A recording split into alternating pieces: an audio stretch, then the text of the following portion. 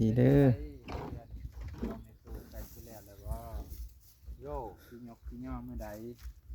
ว่ามื้อวันศุกร์นี่แล้วโอ้วันศุกร์มื้อนี้วันพฤหัสประมาณ มื้อนี้วันพฤหัส อื่น มื้ออื่นครับแต่ว่ายังทานพวกอัน FC นี่แหละสิมาเรื่องอุปกรณ์ที่ลังกะชี โอ้ สังกะสี เออ ขาดสังกะสีและขาดหยังอีกบัด เล็กตะปู เล็กตะปู อืม ยังบ่ทันได้นะ ตะปู โดย จ้ะอืม ถ้าช่องยางนี่แหละคันช่องยางมาหอดนี่ก็สิแล้วไว้ โดยเพราะว่าอย่างแต่สองอย่างเนาะเหล็กตะปูกับสังกะสี ตะปูอีหยังต้องใส่ ใส่ตะปูชิป ตะปู10ตะปู8 ตะปู8 ตะปู6เซน ตะปู โอ้6เซน จ้ะของ6เซนเนี่ยใส่ตอกแป้นให้แป้นปู โอ้ต่อเป็นปู สังกะสีนี่เพิ่นเอาจากพุด ช่างกะชีนี่บ่มันมีช่องอย่างเด้แต่ว่าเฮาเฮ็ดลังปุ๊บลังหย่อนลงหันเด้ โอ้ทางหน้า เด้คือเพื่อลังนั้น แต่เขาตัดลังคาลังไผลังมัน โอ้ แต่อันนี้หันสิหย่อนลงเลยนะเป็นลังคาเดียว นั่งขาเดียวเลย และเบื้องหนึงให้มันถึก12ฟุต โดย ลังนี่นะ อืม เบื้องหนึงนี่มันถึก8ฟุต ทางหลัง8ทางหน้า12 ทางหัน12ฟุต ทางหน้า เออ 2ฟุต อันนี้ ทางหน้าให้มันเงี้ยยาวๆออก ครับ โดยกว้างจักเม็ดเหินนี่ นี่ โดย เด้อ 4เมตร80 4เมตร80 เออ ก็ถือว่าใหญ่เติบได้เนาะ4เมตรนี่ก็ โอ้ ได้ เติบหนึงแล้ว โดยสมกับผู้เฒ่าอยู่เนาะเพิ่นเฮ็ดบ่ใหญ่บ่น้อยพอดีผู้เฒ่าอยู่ ควร โดยอันนี้เป็นนายช่างเด้อพี่น้องเด้อนายช่างที่มาสร้างบ้านไม่ใหญ่นี่แหละ สามยางขาดบัดนี้ตัวที่สามนี่ยังอยู่สิไปหาอันนี้นี่นะ ตีนตั้งบ่ ตีนตังมันนี่เราต้องได้ตัดเอา60เซนเนาะ เอาไม้บ่ ไม้นี่แล้ว โอ้ และแผนการของผู้ค้านี่สิเพื่อสิให้มันแน่นอนเนาะ เออ ในเวลาล่มมันยันล่มมาล่มยังเลยยันมัน ผัด บด เนาะ มันยังมันลงนะ โอ้ และข้าพเจ้าคิดว่าหันสิไปเอาไม้60เซนนี่พังดินลงก่อนเดี๋ยวประมาณเลือ20เซนเดี๋ยวสิเอาเหล็ก12เฮามาจับไว้ โอ้จับไม้ทางข้างเลย อ่า เพื่อให้มันแน่นเนาะ เพื่อให้มันแน่น อืม สิเหมาะอยู่แต่ว่าคิดไว้อยู่ในนี้ เออ นะ อันนี้เพื่อความแน่นเพื่อความมั่นคง วามแน่น อืม จ้า ตัวนี้พ่อแม่พี่น้องกัน เด้อ อันนี้คือแผนการของนายช่างเนาะ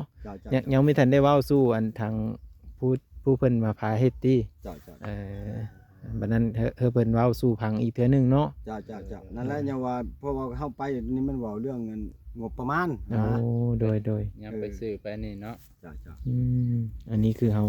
พอดีมาพ่อเพิ่นก็มาเบิ่งเวเพิ่นนี่แหละเนาะเวไม้เวต่อเพิ่นนี่แหละเจ้าก็คนในบ้านบ่ เด้เฮือนข่อยนี่ โอ้ กระเบื้องสิไปตอมกล้วยอ่อน โดย หลังใหญ่ โอ้ จักคนเฮ็ดเฮือน สอง สองคน อืม สิบ่ยากดอกหลังสำนีเนาะ ดังไม่ใหญ่ เพิ่นว่าแผนการเอามาอื่นว่าสิได้ยกไปพี่น้องแต่เพิ่นก็มีแผนการว่าต้องใส่ตีนเสาอีกเนาะ โยมมันแนวมันแล้วมัน ตีนตั้งคันเซอร์แต่อันนี้นี่มันสิต่ำโพดแมันบ่ เอ้านี่มัน70 โอ้ เซน 70เซนมันต่ำเด้ มันต้องต่ โดย ต้องตาม ำยังที่ลายว่า10ต่ำสตอกก็มันอยู่เพียงนี่ก็ยังคล้ายๆเนาะ เอาเพียงเอิกเนาะ เออ เพียงเอ ใคร ว อยู่ เพียงเอว ยันว่าผู้เฒ่าขึ้นยากก็เลยอยากเฮ็ดต่ำความหมายผู้อันนั้นก็บ่ฮู้คือกันเนาะน้องก็คิดว่า คันว่า ผู้เฒ่าขึ้นง่ายลงง่าย ซ้ำนี่ก็โหคันใดประมาณ2คันเนาะ2-3คัน3คัน 3คัน อืม ถ้าสิเอาขึ้นอีก โดยเพิ่นสิเอาขึ้น ประมาณ20เซน โดยเพิ่นบ่อยากปลงอันนี้ใส่ขี้ดินเลยเพิ่นว่า เพราะว่าเฮาปรุงเฮ็ดดินกระไดคือกันแบบเวลาเฮาสิเอามาหินบ่ว่าหยังแล้วมาใส่นะ โดย และมันบ่มีความมาตรฐานของเฮานะ เอา เพราะว่าอยากให้เพิ่นเป็นมาตรฐานไปเลยนะ โดย เฮาจังว่าจับเล็กตะปูมาไว้นะ โดย มันจะแน่น จังแน่นเข้าไปอีกเนาะ ลมหยังต่างๆสิตีสิหยังก็มันบ่ได้นึงมันน่ะนะ โดย ว่าซะ อันนี้คันเอาปลงไว้ซื่อนี่ลมพัดเนี่ยมันเดี๋ยวอ้วยเด้อได้ กายวานแล้ว เพราะว่ามันหน้าลมเด้อได้นี่นะ เออ มันต้านลมมาเลย ข้าพเจ้ายังว่าอยู่คำพ้นตกพาลกนี่ยามพ้นตกใหม่เนี่ยพระเจ้าลกได้ อืม อย่าอยู่เพื่อนนะ บ่ได้อยู่ได้ปุ๊บรู้ได้ขนาดแน่นในเฮือนข้าพเจ้า อืม ลมแถวแขนนี่แห้งเนาะ บ่โตมันกลายหว่า มันโตนจะลบหัวเองอันตรายเลยพ่อแม่พี่น้องเอ้ยเออ เดิน บัดไม้เพิ่นนี่ก็คือนายสร้างเป็นคนอันนั้นเองเลยบ่ บ่ไม่หันพวกกลุ่มหนึงทั้งหาก โอ้ ข้าพเจ้ารับผิดชอบแต่ว่าเฮ็ดให้มันแล้วนี่ลางตีนขึ้นไปอยู่ โอ้ เออแต่ไม่เห็นเขา โดยไม้นั่นเป็นอีกกลุ่มหนึงเพิ่น แต่ว่าพวกไม้พวกอันนี้แหละแม่นพอมาแล้ว จังว่าเฮ็ดไปซะก่อนมึงเถื่อยังบ่พอก็มีว่าบ่ได้ เรา ต้ ต้ อ อง ง เบิ่ เบิ่ ง ง เขายังบ่ทันได้ยกหลังคา ต้องเบิ่งตัวจริงอีกตัวนี้เนาะ ผู้เฮ็ดไม้ก็คือว่าและ อ่า ธรรมดามันเฮาเฮ็ดไม้อันใดเป็นอันใดยกตัวอย่างว่าคือมันมีจักโต จักแมตร แล้วบงชายหันแล้วมันถึกอันนี้ลักษณะว่าเฮือนแล้วโน่นนี่ก็ย่องมีนี่ชี้ไข่ไปหลุดจักอะไรไปอะไรนะ จักเส้นกับโอ้โห ปกติมันเข้าร่มกันกับพวก FC ชุดก่อนครับ เอา ชี้คุณหา เออ เฮือนหลังนี้ เลย มาแล้วข้าพเจ้าสิมาแทกเบิ่งมันบ่เทิงใช่ชี้คุณหานี่3 เมตร2 เมตร 80ก็มีนี่ นะแล้วเฮาปะจักได้สิเฮ็ดเลย ว่าแล้วนี่ผู้เลยไม้ตั้งหากผู้ย่อเฮือนตั้งหาก ผู้เฮ็ดใหม่ต่างหา เออ กผู้เฮ็ดเฮือนต่างหาก บ่เฮ็ดก็คันว่าเฮ็ดยกตัวอย่างว่าชี้คุณหาก็มันเทิงชี้คุณหาก็ไข่ โดยแต่ก็ให้มันลื่นไปซะหนิดนึง ชันชา โดย ตัวอย่างว่าเอาสิญัวมัน3 เมตร 50บ่มันจักโตมีจักโตยกตัวอย่างว่า6โตเฮาก็ใช้ว่า6โตหรือเลื่อยแล้ว6โต3 เมตร 50 โดย นะมันเป็นขั้นตอนมาซะ นี่มั่วไปเบิดก่อนจักบ่ เนาะ ข้าพเจ้าสิลงไปเฮ็ดจุบ่จักได้สิเฮ็ดเนาะ จับตัวใดก็ยันบ่ถือยันบ่พอเนาะเพราะว่าใหม่มันสั่น เออเพิ่นมาลิ้นน่ะแม่ใหญ่บ่นี่เออสบายดีเอ้ยสบายดีโดยเจ้าก็คนบ้านนี้บ่ โดย โพอันเมสร้าง เมสร้างมาลิ้นน่ะแม่ใหญ่ โดยแม่เฒ่า แม่เฒ่า แม่ แม่เฒ่าบ่ แม่เป็นแม่หน้าเด้ แม่นะ พ่อเอาพ่อเชียร์ อืม เราเมื่อยุคดี อืม ไปมันสิดูคิง อืม แม่ต่างหากพ่อต่างหาก เอาแต่ว่าผู้ที่เพิ่นไล่นี้หันแม่นผู้ตั้งหากบ่ ลูกกับเรา โอ้ลูกเราเอง โดย โอ้แต่ว่าเจ้านี่แหละเป็นลูกเล้ง โดย โอ้เป็นลูกเล้งบ่พี่น้อง บ่ได้เบิ่งเล่า ก็ฮักเพลงเราอยู่บ่ โดย ก็ซ้ำแม่นี่เนาะ ทำแม่แล้ว โอ้ เราบ่ได้ว่าดูแต่น้อยจนใหญ่จนได้ลูกได้ตัวเอา เออ พ่อกับพ่อหน้าบ่แม่นสิพ่อคิง โอ้ ตาก็เอาแม่ครับแม่สิคอยเชียร์แล้วก็เอาแม่เฒ่านี่อีก โอ้ เลยเพาะเชียร์แล้วก็นับถือเล่าเราบ่อยู่ อืม เราก็เมื่อน้ำลูกน้ำเต้าเล่า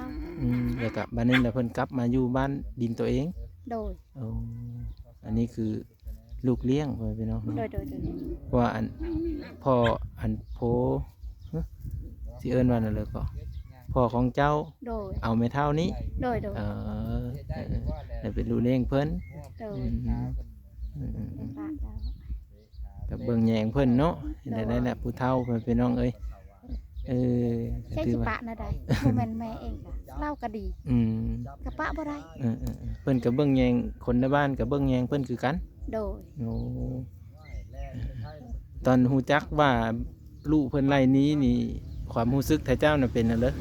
รู้สึกว่าคนไปเอิ้นเอา โอ้ไปเอิ้นเอาเลย เอิ้นละหมอเอื้อยละหาย โอ้ คอยในสิฮับเลี้ยงฮับเครือเขาว่าบ่แม่นเอิ้นว่าเป็นแม่เขาก็อยากเบิ่งคือกันบ่แม่นแม่คิงก็เด้อ มีเยอะเพิ่นไปอยู่ผู้เดียวเนาะว่าง่ายกะ คอยเอิ้นขึ้นละยันผิดเขาละว่าบ่หาอยู่อีก อืม หาเราอยู่ต่างหาก จังได๋ปัจจิว่ามาหาให้เจ้าอีกเนาะ หายอยู่นะก็ยังหาย โอ้แบบเจ้ามาลิ้นนํเพิ่นนี่ได้เพิ่นมีหาให้เจ้าบ่ซะ แล้วคอยมาเฮ็ดเหือนในวัด อ๋อเขาสิมีเว้าให้เจ้าอีกบ่ ว่าย่าแล้ว เออ เฮ็ดนั่นได้ซะ เออ จังหวะ เจ้า ก็เว้า เจ้าก็ถือคุณงามความดีของแม่ใหญ่นี่เนาะ โดยนับถือแล้วว่าบ่แม่นแม่กะชาติเดียวนี่ก็ต้องเอิ้นแม่แล้วว่า อืม แม่เข้ากับแม่โต อืม เข้าดีเข้าก็ เพิ่น ดี เพิ่นก็เบิ่งแยงเฮาคือกันเนาะ โดย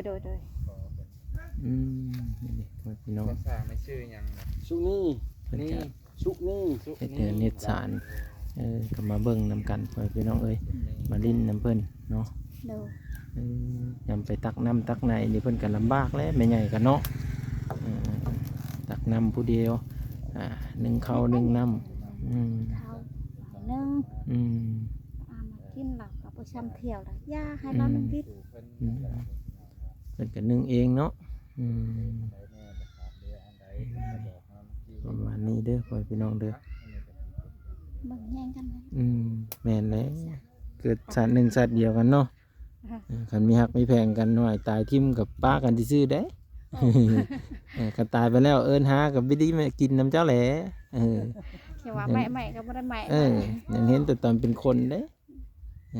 เบิ่งแยงกันได้ หมดเลยแม่เอ้ย เพิ่นก็บ่ได้อันนั้นมาหาได้เนาะ โอ้เคยมาหา เพิ่นหยังเว้าได้นำเฮานี่แหละเพิ่นกินแซ่บนุ่งอุ่นก็ได้คันว่าเพิ่นกินไม่ได้เฮามีเห็นหน้าเพิ่นแหละแล้วโลด โอ้ ไม่มีความรู้สึกแต่แล้วโดดเด้แม่พี่น้องเอ้ยคนเฮานะเป็นของผู้ใหม่โดดเด้นะ อ๋อ คนอื่นก็บ่คือแม่เอ้ย เออ แม่น้ำแม่นาก็บ่คือ อืม เราก็ได้ เราก็ดีกับเฮาเนาะเอาเพิ่นเอากับพ่อเจ้าหันหลายปีบ่ หลายปี อ๋อ ฮะ พอหน้า พอนะ พ่อนะโอ้ บ่ได้แม่นพอคิงเนาะ แม่นพ่อคิงอีกเนาะแม่ก็ไม่แม่นแม่คิงคือกัน แม่ เออ แม่กับแม่หน้า แต่ว่า